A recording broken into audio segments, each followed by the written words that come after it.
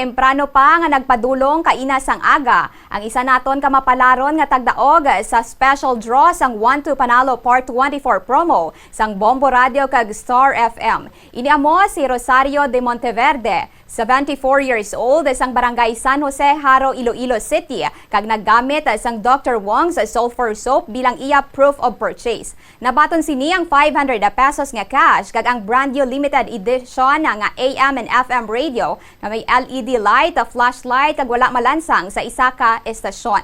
Suno kay Rosario, gamiton sini ang nadag-an agud ibakal sang madamo pa nga proof of purchase. Malipayon gid ini nga nagapang-agda sa tanan nga mag-intra sa 1-2 Panalo Part 24 agud magdaog man na kaangay niya kag magdako man ang tsansa nga mangin milyonaryo sa grand draw kung sa diin 1 million pesos nga cash ang nagahulat sa grand prize winner.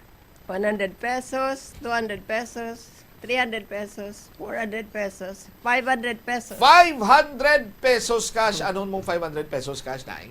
Ibakal ko sang another proof of purchase para makaintra na mo ko sa grand draw. Madamo gid nga salamat sa Bombo Radio kag Star FM. Inagda ko man ang kon nga kasi Mario dira sa barangay San Jose, Haro nga mag-intra man magpasakop sa 1-2 Panalo Part 24 promo sang Bombo Radio kag Star FM. Basta Radio! Basta Radio, Bombo, Star FM. It's all for you.